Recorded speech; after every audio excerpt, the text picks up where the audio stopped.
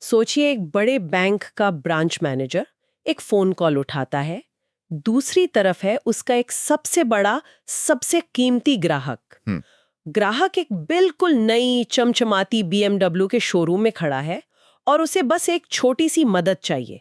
Loan का ₹1.25 करोड़, अभी इसी वक्त डीलर के अकाउंट में। एक मामूली सी लगने वाली रिक्वेस्ट। हाँ, बिल्कुल मामूली सी। लेकिन क्या हो अगर मैं कहूं कि इसी एक फोन कॉल ने एक ऐसी चेन रिएक्शन शुरू कर दी जिसने उस ₹1.25 करोड़ के लोन को बैंक के बही खाते से मतलब हमेशा के लिए मिटा दिया। और देखिए, ये कहानी सिर्फ नंबरों की नहीं है, ये भरोसे की है, दबाव की है और उन नियमों की है जिन्हें हम अक्सर बस एक रुकावट समझते हैं। सही बात है। ये दिखाती है कि कैसे किसी को खुश करने की एक छोटी सी कोशिश एक बहुत बड़ी वित्तीय तबाही का कारण बन सकती है। तो आज हम प्रोसीजरल नेग्लिजेंस के घातक परिणाम नाम के एक डॉक्यूमेंट से निकली एक केस स्टडी की गहराई से पड़ताल करने वाले हैं।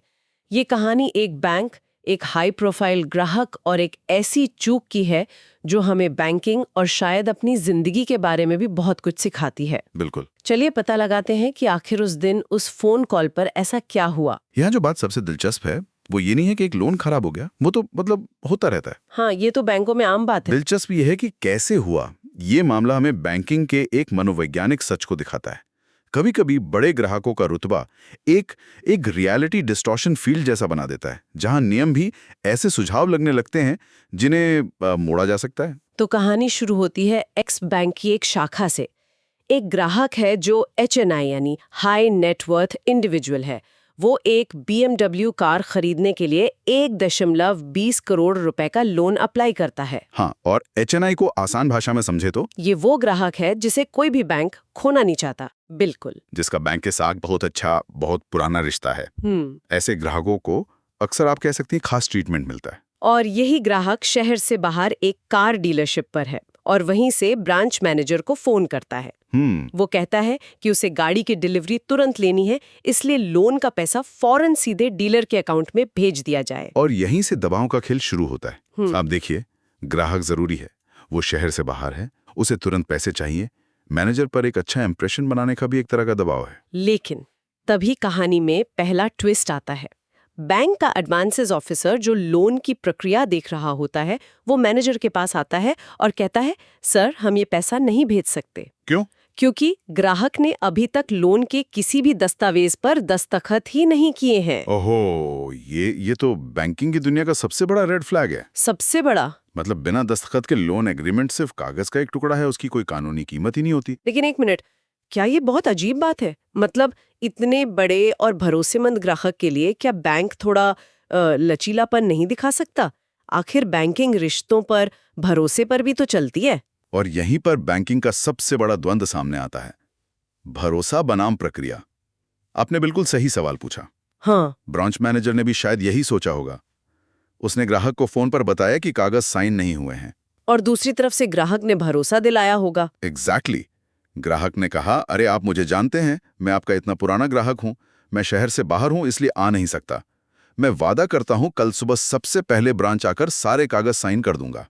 और ये वो लम्हा है, वो पल, जहां इस पूरी कहानी की सबसे बड़ी और सबसे घातक गलती होती है। बिल्कुल। ब्रांच मैनेजर ग्राहक के रुतबे, उसके पुराने रिकॉर्ड और उसके जुबानी वादे पर भरोसा कर लेता है। मतलब उसने अपने ऑफिसर की चेतावनी को पूरी तरह से नजरअंदाज कर दिया और बिना किसी कागजी कार्रवाई के ₹1.25 करोड़ सीधे कार डीलर को भेजने का आदेश दे देता है। मैनेजर ने यहाँ कोई नियम नहीं तोड़ा, उसने एक अपवाद यानी एक्सेप्शन बनाया। और बैंकिंग में सबसे बड़ा खतरा यही अपवाद होते हैं। अच्छा।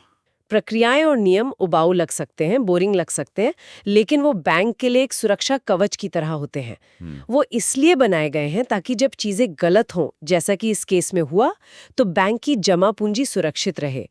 उस मैनेजर ने एक फोन कॉल पर वो पूरा सुरक्षा कवच उतार कर फेंक दिया। तो मैनेजर ने फोन रख दिया होगा शायद ये सोचकर कि उसने एक बड़े ग्राहक को खुश कर दिया। डीलर को पैसे मिल गए, ग्राहक को गाड़ी मिल गई, सब कुछ सही लग रहा था उस पल के लिए। हाँ। उस पल के लिए। लेकिन कभी-कभी जो सही लगता है वो सबसे बड़ी गलती की शुरुआत होती है। और अगले 15 दिनों में जो हुआ, उसने इस कहानी का रुख हमेशा के लिए बदल दिया। बिल्कुल। लोन डिसबर्स होने के लगभग 15 दिन बाद उस ग्राहक की कार्डियक अरेस्ट से अचानक मृत्यु हो जाती है। ये एक ऐसी त्रासदी थी जिसकी किसी ने कल्पना भी नहीं की थी। और बैंक के रोजमर्रा के कामों की भागदौड़ में किसी को ये याद ही नहीं रहा कि उस 1.25 करोड़ के लोन के दस्तावेज अब भी अलमारी में बिना दस्तखत के पड़े हैं। और उससे भी बड़ी एक और चूक हो चुकी थी जो किसी के ध्यान में नहीं आई। वो क्या थी? गाड़ी पर बैंक का अधिकार, जिसे हम तकनीकी भाषा में हाइपोथिकेशन चार्ज कहते हैं, वो आरटीओ में रजिस्टर ही नहीं हुआ था। हाइपोथिकेशन चार्ज, इसे थोड़ा और आसान भाषा में समझाएंगे? ये इतना जरूरी क्यों है? जरूर।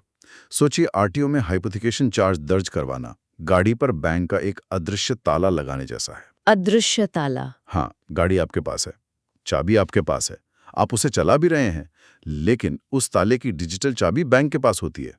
बिना उस चाबी के आप गाड़ी के मालिक होकर भी उसके असली मालिक नहीं हैं। आप उसे बेच नहीं सकते? अच्छा, इस केस में बैंक ने गाड़ी तो दे दी, पर वो अदृश्य ताला लगाना ही भूल गया। इसका मतलब है कि गाड़ी के कागजों पर कहीं भी बैंक का नाम था ही नहीं। मतलब कानूनी तौर पर वो गाड़ी पूरी तरह से परिवार की थी। बिल्कुल, और यही हुआ। ग्राहक का परिवार उनके बिजनेस के बारे में ज्यादा नहीं जानता था। ग्राहक की मृत्यु के बाद उनके बिजनेस में भारी घाटा सामने आया और वो बंद हो गया। अब बाजार की देनदारियों को चुकाने के लिए परिवार ने उस BMW कार को एक संपत्ति समझकर बेच दिया। उन्हें इस बात का मतलब अंदाजा तक नहीं था कि इस कार पर बैंक का कोई लोन भी है। और इसमें परिवार की भी क्या गलती थी? उनके पास कोई दस्तावेज नहीं था, गाड़ी की आरसी पर बैंक का नाम नहीं था। उनके लिए तो वो गाड़ी एक साफ सुथरी संपत्ति थी। सही कहा। ये बैंक की तरफ से पोस्ट डिसबर्समेंट मॉनिटरिंग, यानी पैसा देने के बाद की निगरानी की एक बहुत बहुत बड़ी विफलता थी।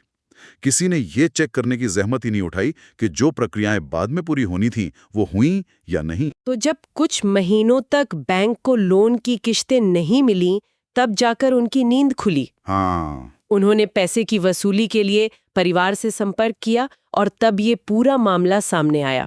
परिवार ने तो साफ कह दिया कि उन्हें इस लोन के बारे में कुछ नहीं पता। और कानूनी तौर पर उनका पक्ष मजबूत था। कैसे? क्योंकि बैंक के पास ये साबित करने के लिए एक भी साइन किया हुआ कागज नहीं था कि उन्होंने उस कार के लिए लोन दिया था।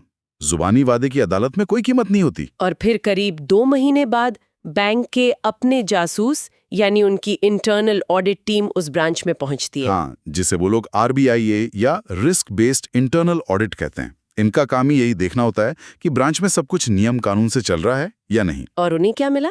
उन्हें जो मिला वो किसी के भी होश उड़ाने के लिए काफी था। ऑडिट टीम ने जब इस लोन की फाइल खोली होगी तो उन्हें क्या मिला? सिर्फ खाली पन्ने। आप लगभग वैसा ही समझ लीजिए। सबसे पहले उन्होंने देखा कि लोन एग्रीमेंट और उससे जुड़े किसी भी जरूरी कागज पर ग्राहक के दस्तखत ही नहीं थे। बाप रे! ये पहला और सबसे बड़ा झटका था। मतलब कानूनी तौर पर कोई लोन एग्रीमेंट हुआ ही नहीं था। दूसरा, गाड़ी की रजिस्ट्रेशन सर्टिफिकेट यानी आरसी की कॉपी, जिस पर बैंक का हाइपोथिकेशन दर्ज होना चाहिए था, वो फाइल में थी ही नहीं। क्योंकि वो प्रक्रिया तो कभी की ही नहीं गई थी। सही बात है। और तीसरा, गाड़ी का ओरिजिनल इनवॉइस तक बैंक के पास नहीं था।